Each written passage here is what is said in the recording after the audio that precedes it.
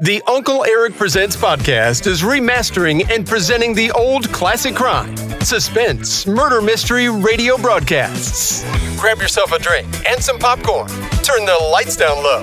Snuggle back on the sofa and let your imagination flow while listening to a thrilling classic crime radio episode now.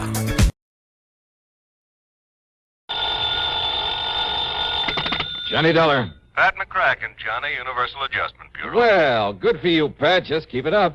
Now, what's that mean? 2 assignments in 1 week? Fine. Oh, 1 week and 1 day. So I still like it. What goes this time? Johnny, how old are you? Just exactly 30... Huh? Why? Still young enough to remember how you felt and acted when you were a young punk, huh? Sure. But I hope you were a better sort than the one we have to deal with in this matter. And yet, on the other hand, well, you know the saying, it takes a crook to catch a crook. Huh?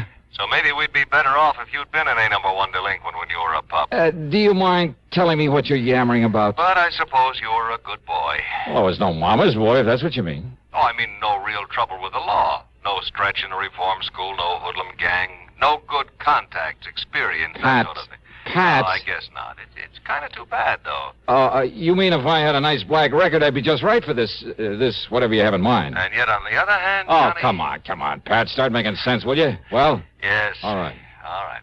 Culpepper Walker, Mono Guarantee Insurance Company. Do you know him? In their office in Little Rock, yeah. Good. Fly on out and see him, will you, Johnny? Because of some trouble with some kid? That's right. Okay. Just a kid, Johnny.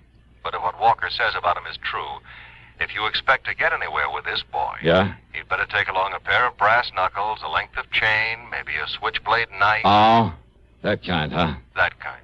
A real bad one.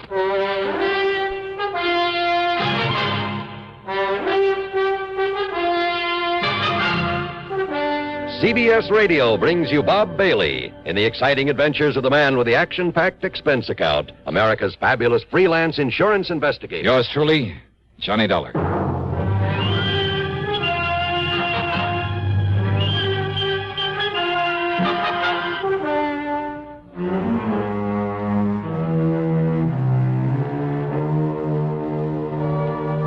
Expense account submitted by Special Investigator Johnny Dollar to the Mono Guarantee Insurance Company, Little Rock office. Following is an account of expenses incurred during my investigation of the Bad One matter.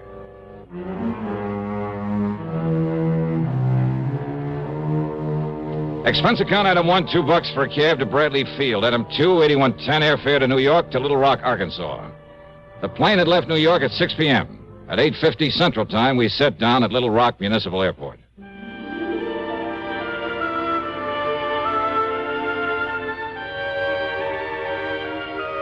There have been a lot of changes since the year 1772 when a guy named Bernard de la Harpe stopped here and tagged the place after an outcropping of rock on the south bank of the Arkansas River. Yeah, it's an interesting town with its modern air-conditioned buildings of chrome and glass, its busy streets and busy people. And at the same time, its beautiful residential section, fine homes, plenty of trees and gardens and hedges and lawns that stay a lush green throughout the year. Not far away are well-cultivated farms and dense forests. And along the river, lots of rich bottomland, much of it loaded with cotton. Any kind of crime just doesn't seem right in this area. As soon as I got settled, I called Culpepper Walker, made a date with him, and then early the next morning met him at his office where he got down to business. No, Dollar, not right here in town, but in one of the outlying precincts, I guess you call it. Section they call Milltown. Oh, I see. And his name is Pete McGuire. Works in a cotton mill. He's 18, 19 years old. And he's the only one knows who killed Mr. Brierly. Brierly? Ambrose W. Brierly, client of ours. Insured for near $50,000. And his business partners in the mill are also clients. Very important ones. Mm-hmm. Well, what happened? Monday night of last week, Mr. Brierly was driving along with the payroll for the cotton mill, like I said, over in Milltown. That's east of here. Yeah? Somebody ran his car off the road, bashed in his head, and took the payroll, some $17,000 in cash. He was carrying all that money around alone at night? Well, he'd taken it out of the bank here in town just before the bank closed. He started out for the mill. But he'd had some trouble with his car, with one of the front wheels, and he had to stop and have it fixed. By the time he got on the road again, it was nearly dark. Well, tell me, you sure he didn't just swerve off the road by himself? No, he was shoved off by another car. Tire marks, the skid marks, showed just how it happened. Chief Andy Fisher of the Milltown Police Department checked that out. I see. Well, Could the police identify the killer's car by those tire marks? No, sir. And that's where the McGuire boy comes in. How do you mean? I mean, he was caught running away from the scene. Not more than, well, couldn't have been more than 1 or 2 minutes after it happened. Caught by whom? Well, police car. Chief himself was in it. Just checking the beat out there. He chased the kid down and brought him in for questioning. Well? Nothing. Nothing? What do you mean, nothing? All they could get out of that tough young punk was absolutely nothing.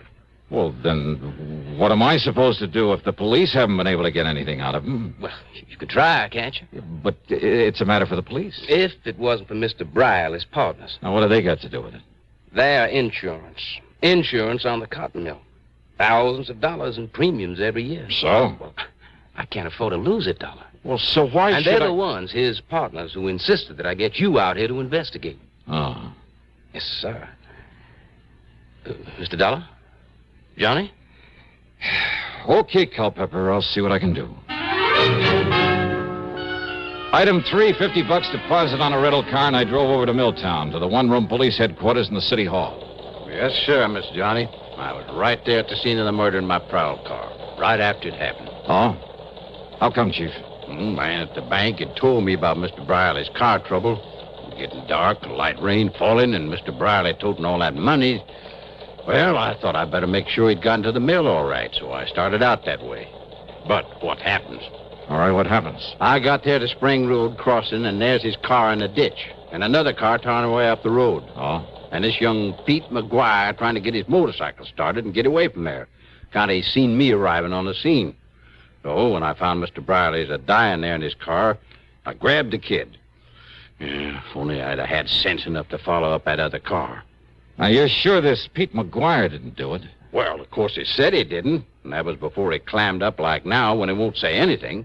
And he also asked me, didn't I see that other car that left a couple of minutes before I arrived? Well, Chief, that doesn't prove... And there was another thing, Miss Johnny. You could still see by the tracks how that other car had shoved old Mr. Brierley's car off the road.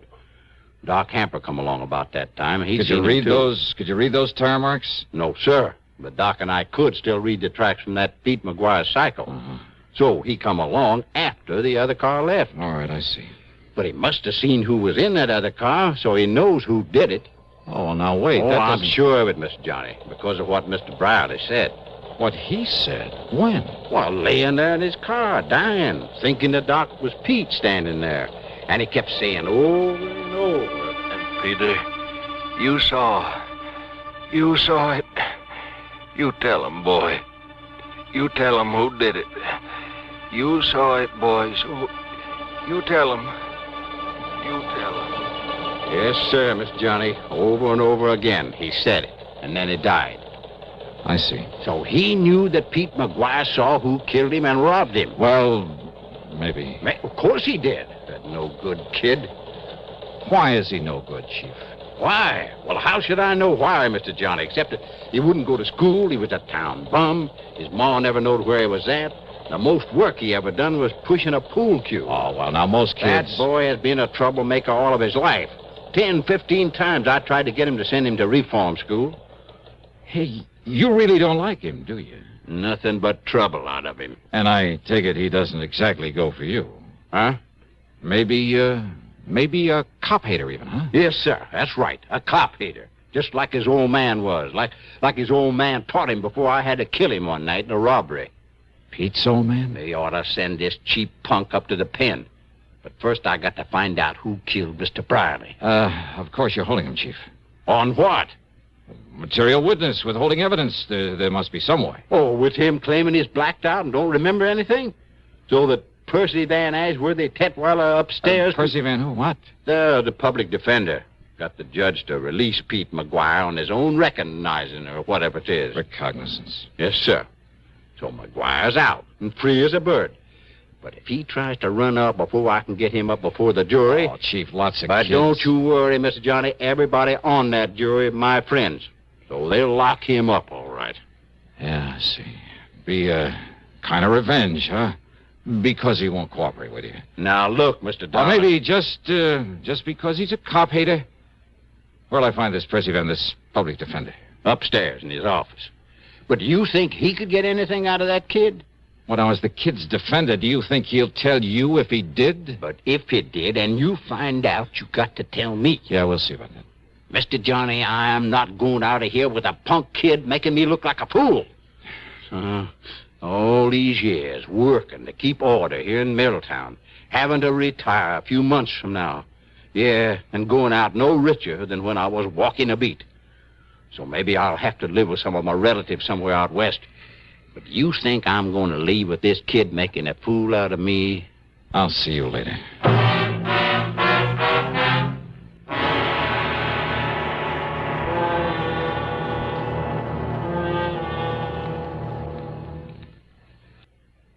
And now, Act Two of yours truly, Johnny Dollar, and the Bad One Matter.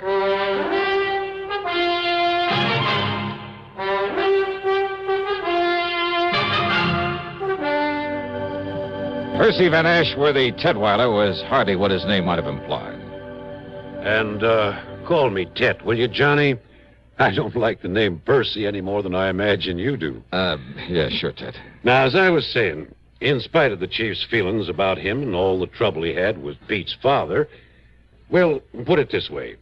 That poor ignorant kid has had the odds against him ever since the day he was born. His father was no good. So I understand. His mother was an alcoholic.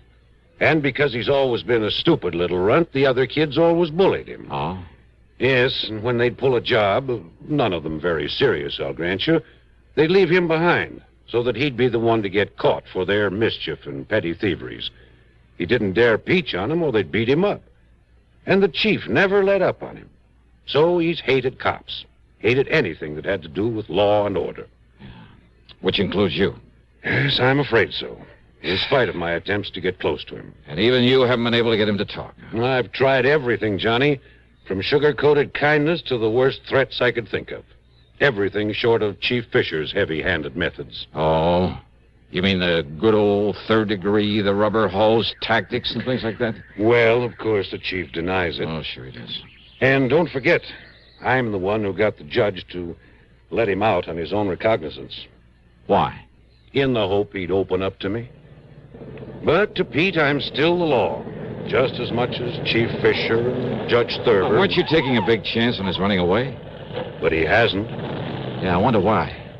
Won't do any good to ask him. Believe me, won't do any good to ask him anything. Oh. Look out there, out the window. Here he comes now. Pete McGuire? Yes. Okay, give me a try. What? Yeah, look, don't tell him who I am, what I'm here for. Johnny, if I thought you could do any good... Believe me, I can... But don't you see, unless he talks, the jury, all of them friends of Chief Fisher, and if he tries to run... Now, listen, I'm no friend of yours, see? Maybe I'm a troublemaker, a con artist. What? Yeah, you want me out of town. You threatened to have me locked up if I... Hey, wait, here he comes. But, Johnny, I'm afraid I don't... Yeah, okay, you just try and do it, see?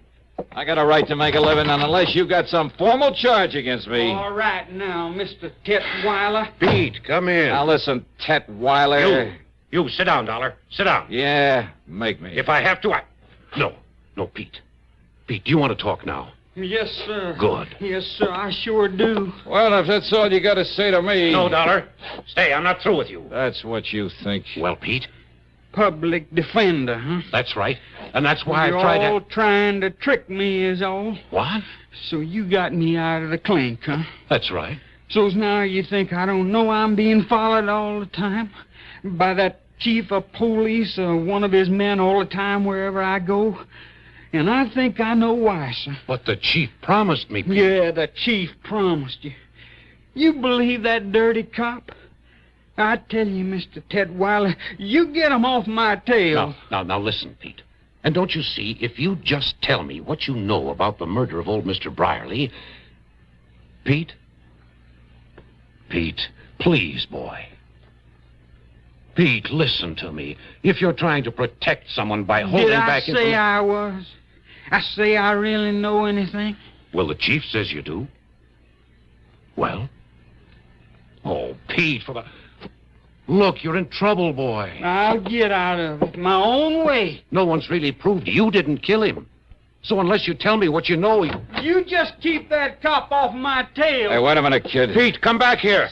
See you later, Ted. No, Dollar, come back here. Drop it. Hey, wait a minute, kid. Hey, Pete, your name? What's it to you? So you don't like the cops either, huh? Either? Got a tail on you, huh? You want to learn how to shake a tail from an expert? Expert, huh? Yeah, that's right, me. He called you Dollar, huh? Well, that's a good name. Sounds like money. Oh, yeah, baby, yeah. Maybe plenty of money. And maybe I can use some help in this burg, huh? Help in what? Why not? Just wait. Talk here in City Hall with the cops liable to show. Hey, you got a car? I got a cycle. All right, good. I got a car, a good one. So tell me where to meet you, huh? You don't care if the cops are following me, if they follow you too? You think I couldn't shake them? Maybe. All right, you head for wherever you want me to meet you, see? Now, and listen. if I spot somebody following, Pete, I'll shake them so easy. You sure of that? Sure, I'm sure. Then I'll meet you wherever you say, huh? Because if they find out where I'm hiding out, you sure you won't tell them? Look, I promise I give you my word. Well? 7 Mile Road, out beyond Spring Road at the railroad crossing. Yeah? You better hide your car. There are lots of trees. Yeah. Now, you walk in the gully on this side of the tracks. Then you see a little tool shack on the side. I'll be there. Okay. I don't know how soon, Pete. If we're tailed, I may have to lead him away. But I'll see you, huh?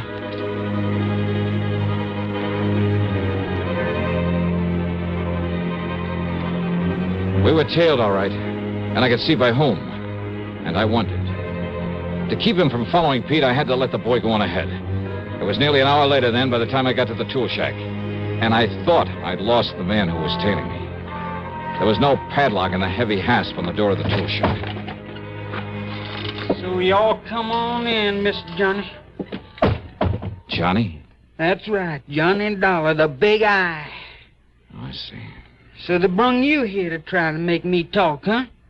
The insurance company, Pete, not the law, not the police. No? No. I know all about you, Mr. Johnny. I long admire you for a long time. I hear that you was coming here. Oh, I hear lots of things, Mr. Johnny.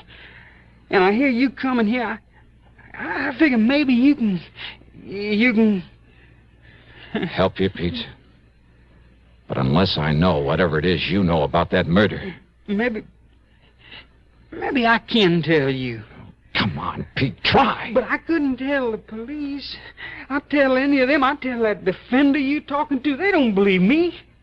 You think they believe me over that chief, Mr. Johnny? You think they do? Oh, Pete, you must have a pretty sour idea of justice. And that chief, he run this town. And he liked to kill me. Like he killed my old man. He don't like him. Only he killed me because... he'd say he'd catch me trying to run away. Now, Pete, you listen to me. And I don't really know who killed that Mr. Briley. But I think I know, and that's why I don't dare say what I think to that chief or to anybody. But when you saw the car, the killer's car, heading away from the place... But, Mr. Johnny, the only one I see is the police car when it comes from the direction of the mill. So From the direction of the mill? So I really don't know. But that chief say I do, and if I try and answer the questions... wait, they Pete. trick questions, like that chief trying to make me answer when he come there and see me there. Pete, listen. And I tell you, they only let me loose so they can make me try and run away. Then that chief, he can kill me, and nobody see it's wrong. Wait a minute. And he'd do it, too. And that's Chetweiler. why I gotta hide He away himself from said anybody. that. Yes, Dollar. The chief had me let him go in the hopes he'd have confidence in me. Talk to me. The chief had let him go. Sure. Maybe it was to get an excuse to kill him if he ran. And that other car, Pete saw no other car. So how would the chief know one had left the scene a couple of minutes before he got there? And there were other things. You think I'm going to retire with this kid making a fool out of me? Pride of an old man who's been running the town. Yeah, and going away no richer than when I was walking a beat. Oh, but he'd be rich enough with that 17,000 payroll. Sure. And meantime, he knew that Pete McGuire, in his ignorance of justice and his fear, didn't dare to say what he suspected, didn't dare accuse this man he thought would kill him with impunity.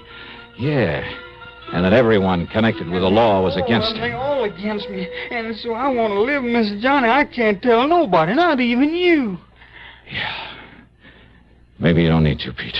And besides, I only think I know who killed Mr. Briley. Yeah. Well, I'm sure. As sure as I... Huh? Hey, Pete, that smell. Coal oil. Yeah, kerosene. Hey, look. Soaking in around this door. It's locked. Somebody's jammed something into that hasp out there. Mr. Johnny, fire! Now they're smoking this fire. You're right. Winds is locked in here. We'll be burned alive. Keep talking, Pete. We forgot the hinges are inside this door. What's it? Keep talking while I pull the pins out of those things. We're dying here. We're going to be cooked alive in here, Mr. Johnny. Here's one. We're going to burn up in here, Here's the Mr. other. Johnny. We're going to be cooked alive. Come on, Pete. Come on. Mr. Johnny, we're going to die. All right, Chief. Mr. Donald? Yeah, that's right. I see the shack on fire. Yeah, well, you set this fire. As further cover-up for having killed Mr. Brierly. This boy told you that. I'll kill him, too. Oh, no, you won't, Chief. Put away that gun. I'll kill you, too. Oh, no. Chief! You miss you, Pete? I'm all right, sir. Oh, So you killed old man Brierly. Mr. Dollar. And if this boy did know. But until you were sure he did, and you kept him too scared to talk. All right, Chief, you want to write and sign a confession? But if my people found out I Or did shall I use this gun of yours on you? No, please. Be justice, though, wouldn't it? Well, No. Oh, yes, sir. I'll sign the confession. okay, then. Up on your feet. Up on your feet. Yeah, pretty smart. Using that poor ignorant kid as a means to keep any suspicion away from himself. But believe me, not smart enough. Expense account total, including hotel expenses, the rental car, and the trip back to Hartford, $231.20. Yours truly, Johnny Dollar.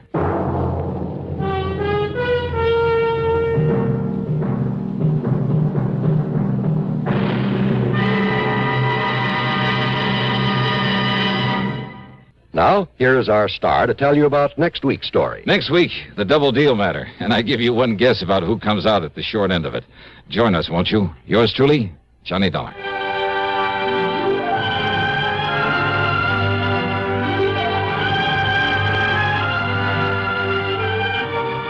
Yours truly, Johnny Dollar, starring Bob Bailey, originates in Hollywood and is written, produced, and directed by Jack Johnstone. Heard in our cast were Larry Dobkin, James McCallion, Forrest Lewis, Russell Thorson, and Sam Edwards.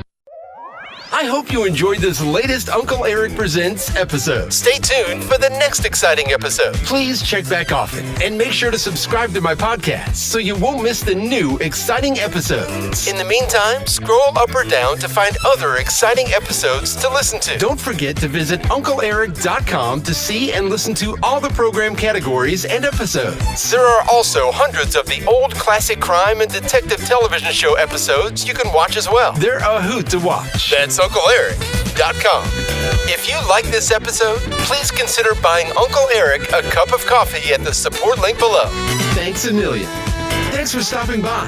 Bye-bye for now.